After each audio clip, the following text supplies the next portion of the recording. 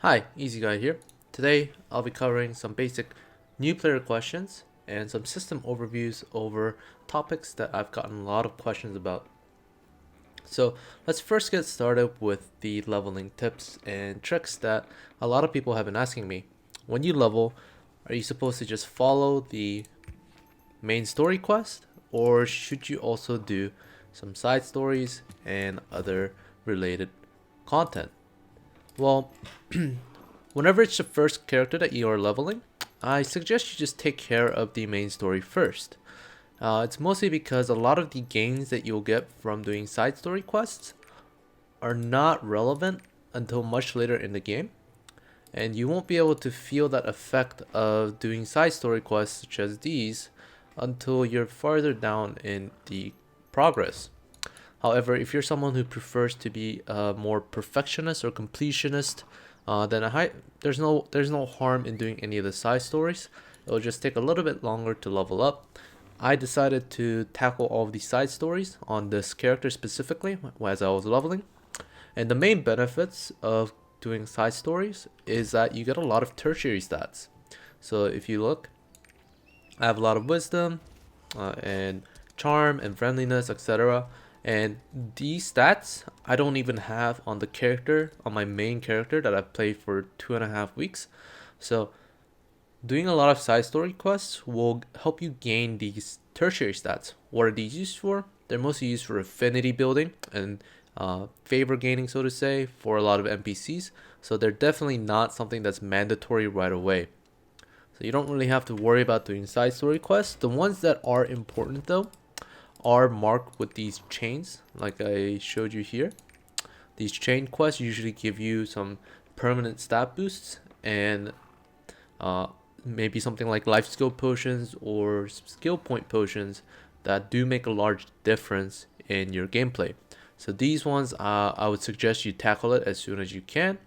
But otherwise, you can just mostly focus on main story without losing too much of the content.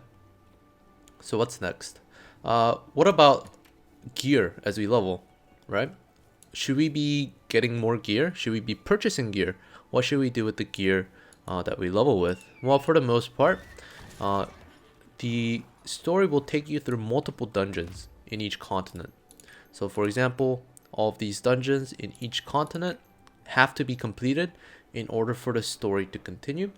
And so, I would suggest you don't worry about gear. Just equip whatever is the highest item level as you're leveling, and you'll have enough damage to complete whatever content you need to do. And speaking of damage, I also get a lot of questions about how do I skill up my skill tree. Well, it differs for every single class, as every single class has different skills, but for the most part, you can focus on a couple skills, 3 or 4 skills that seem really, really powerful, something that's really fun to use. Now, are they gonna be useful at endgame? Not necessarily, but you don't really need the highest possible damaging skills as you're leveling. And in fact, a lot of the utility skills can be helpful while you're leveling as well. So what I'll do is pick some skills, 3 to 4, that seem very strong and are very offensive oriented, and just level them up to the each tripod tiers. So let's say you pick this skill, this skill, this skill, and this skill, right? I would level them up all to 4, and then focus on one of them that you like out of them. Level it to 7, level the next skill to 7, level the next skill to 7, and then eventually level them all up to 10. And by the time you hit level 50, you should have 4 skills that are max level. And what this will allow you to do is deal a lot of damage with these specific skills without spreading your skill points and feeling like you're lacking damage. How these skill points work is that as you invest more skill points into the skill, it will gain more damage. So for example, a level 1 skill right here does 962 damage, while a level 10 skill does almost double that damage. So you definitely want to start investing points into individual skills and not spread out your points as much. Uh, Once again, this differs for every single class, but there are some really cool utility skills. For example, blasters have a freezing Blasters have a freeze effect on one of their skills, such as this, and that helps with kiting mobs and such as kiting mobs and staying alive. So this is a skill that I would use without any points put into it, as it's pretty useful. So there are, just look around, use a lot of your skills before you start investing points into it, and really focus on a couple skills, and they'll really help you level and making sure that you are doing the damage that you're supposed to be doing. Alright, so we've covered basic leveling tips as well as what kind of skills you want to take. What about some system overviews? What about the game I get the question the most about? A lot of it seems to be currency related. What are all these currencies? And first place to go is, where do you even look at them, right? If you look at the top tab of your game screen in most default UIs, you'll have this large array of buttons, and the ones that are usually available at all times are the tokens and currencies. So I'll be talking about both. Let's first look at the currencies. The main source of currency is shillings. This is the in-game silver and what you'll be using the most to do a lot of the enhancings and travelings and such. So this is the most common currency that you can have. The next is crystals. These are cash shop currencies. They can be purchased using real money, but generally you're able to receive them through just playing the game. So it's a lot of events and one-time rewards will grant you crystals, so you don't really have to worry too much about it. Same thing with gold. These are auction house and player trading currencies. So you cannot trade with silver, but you can trade with gold.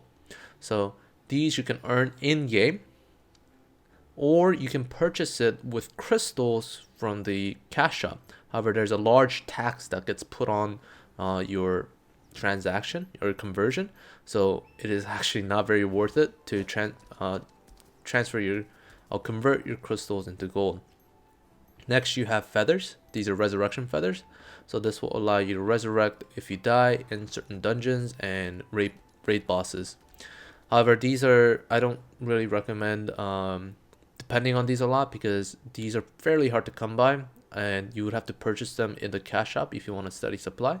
So it's just better to learn the game a little bit more and not die than to depend on these. The next currency is Cillian's commands. I'm not sure about the direct translations, but these are the currencies or the tickets that you use at the tables. So these tables right here, every single major town has a large table which will have the UI for accessing tower, cube, and platinum fields and such. You will get 3 of these per day automatically. You don't have to worry about it. You get 3 per day automatically on reset, and it caps at 10. So you don't want to overcap it. You don't want to let it sit at 10, but you do want but you will be getting 3 per day. So make sure you use up 3 at least at one point one another throughout the day. Next one you might not see right away if you're lower level. These are pirate coins, and I'm sure there are more coins that are not in my possession just yet, but these are earned whenever you rescue pirate members or the stranded people in the sea, and some of the quests related to pirates. So these are related to sailing. The next currency is Lupion seals. These are dropped by elite mobs whenever you kill them, and quite often in chaos dungeons as well. These are used to purchase sometimes gear. These are used to purchase gear in specific vendors. It'll get you pretty strong rings and accessories, so it's good to save them up. And you can also use it to polish ability stones, so it's used in that aspect. But for the most part, I really haven't seen any significant need for this currency, so you don't really have to worry about it. Just let it stack and use it on the accessories if you can. The next currency is cashew seeds. These are regional currencies, so these are specific to the Gulliver's Island, Gulliver's Travel Island, basically, the where you turn really small. These are specific to this region and can only be acquired and spent in this region, so this isn't too important. It's used mostly to finish your Atlas book, and I'll be talking about the adventure book in just a second. The other token, these are earned throughout playing the game. There's a bunch here, and to give you a basic overview, these are from Chaos Gates. These are from sailing / regional stuff. This last one is from PvP. These are from Platinum and Antares. I'm not sure what Antares is, as I haven't done that yet, but these are from the Salience commands, the cube table, whatever you want to call it. The next is from sailing. These are currencies that are used to buy crew members or ship parts, and this legendary version is from the Western Sea. So this purple version is the Eastern Sea, Sea of Guyana, and this orange version, legendary version, is from Sea of Procyon, right here on the Western Sea. And the next 5 currencies are for island-specific currencies. So these are all something that you don't really have to pay too much attention to until you come across the need for them in the specific content that you're doing. Okay, so that's the currency overview. And speaking of currency, there's one more currency that's not really, actually there are a couple currencies that are not really mentioned, and that is one of them are these mokoko seeds. And you might have seen these mangoes or seeds or whatever you want to call them throughout the adventure. And basically these are small collectibles that exist throughout almost every single map except for the small people region right here. And these are basically just collectibles that you collect throughout your adventure, and they're kind of hidden in different places. So they're really fun for if you have a collecting mentality. Otherwise, they're a little bit of a chore as they're out of reach in a lot of cases. But the main reward that comes from it are these earrings, these level 320 earrings. If you notice, I just hit level 50 and I'm item level 266. But because I have more than 350 seats, I acquired these item level 320 earrings, which can be used for a very long time. And so collecting mokoko seeds can be very helpful. There are plenty of guides that are available online, but they are mostly in Korean. There is one site that's very helpful. It's mokoko.co, all with C. So try checking that place out. It does take a little bit to load, but definitely worth the wait. And speaking of mokoko seeds, there's also another set of collectibles per region, and that is adventure books or adventure guide. This is basically a way to show that you've fully explored the region and collected everything that could be collected in a region, as well as some tasks that you would have to do in order to accomplish that. So things include dungeon runs, doing it both on normal and hard count, field bosses, specific monsters. These have small icons above their name, so you can definitely tell if you are fighting one or not. Collectibles such as card, these will be indicated by a small card icon on the bottom. Same thing with foods. You just right click on these whenever you find them, or you can find recipes, the ingredients for a recipe, and you take it to a cook. That is this icon right here, and they'll cook it up for you for X amount of shillings. As well as viewpoints. These are very specific locations throughout the map where you can it's basically like Assassin's Creed kind of viewpoint, and it just keeps track of have you visited these areas, as well as some hidden storage which are really hard to find. And the best way to get information or find a guide on this is to type in the Korean name of the region and then the word up here, 모험에서, or adventure guide. So it might be hard to find the exact map for these, but if you guys come stop by my stream, I'll be more than happy to help you guys find the appropriate invent links to get you the maps for these. These are extremely easy to do. If you find the maps, all it really requires is a little bit of time. And lastly, I want to go over the songs. So this is a question that I get a lot as well.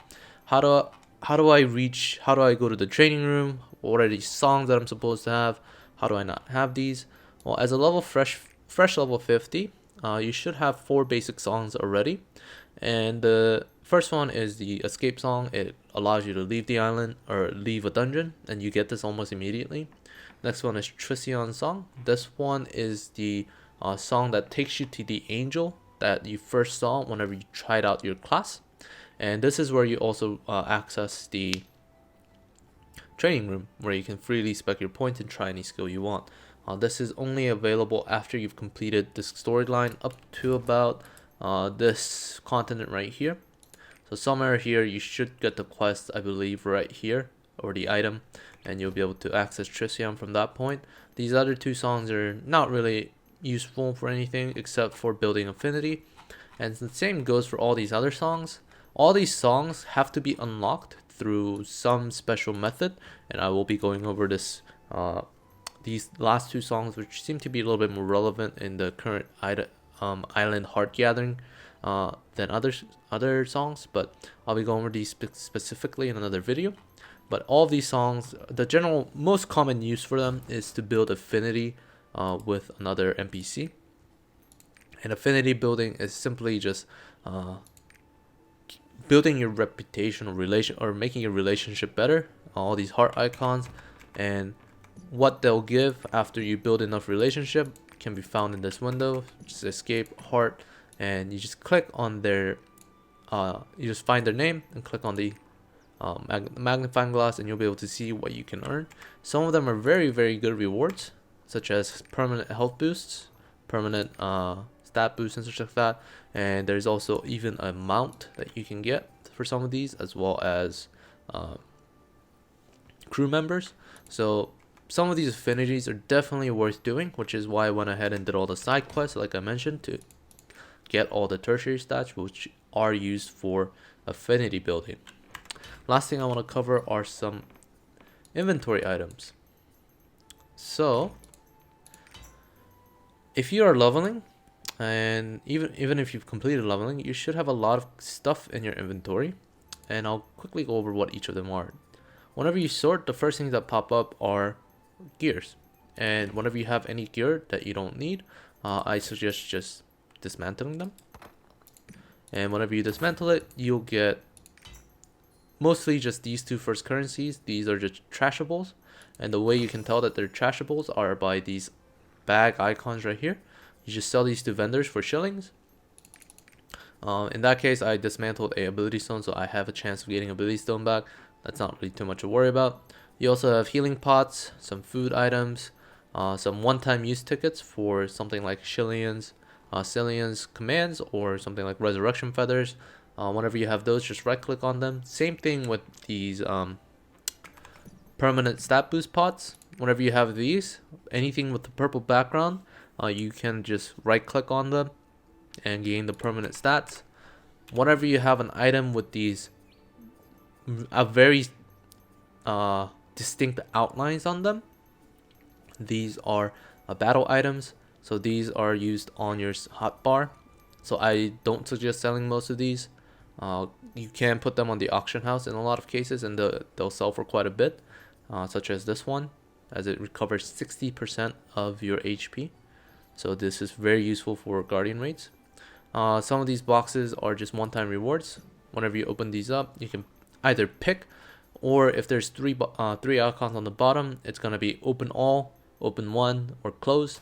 So whenever you have that, you can just use whatever accordingly. There are also some toys that are usable in towns, and some skill books. These purple skill books are engravings, and you have to complete a specific side quest, which I will cover in my which I'll be covering in my episodic series as a Fresh 50. And whenever you have these items right here down here that don't seem to be anything, if you look, they all have a very specific wording, and it's 호감도. It's right underneath the title. These are affinity building items. You can throw all of these in your stash, and you'll be able to access them at anywhere, regardless if you have these in your inventory or not. The NPCs will be able to acquire them. You'll be able to gift the NPCs with these items, regardless if it's in your inventory or your stash. So put them all in your stash. Don't let it bother you. And then all the other materials are mostly gathering materials, affinity or gathering materials, enhancing materials, or just sailing related materials. So all of these are materials for gearing or currency building or whatever.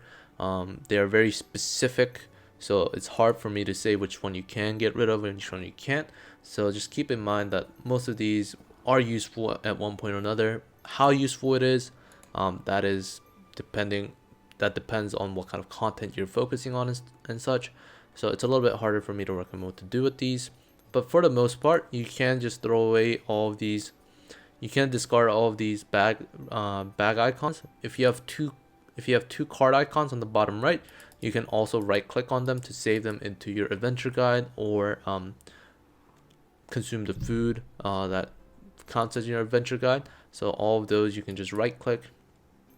And I believe that covers everything that I wanted to mention in this new player frequently asked questions. Hopefully this helped out a lot of people, and I do know that it's a bit of a mess and it's quite a long video, but hopefully you got some useful information even if you're a little bit of a veteran player, and I hope that helped. Alright, I'll see you guys in the next video. Thank you so much.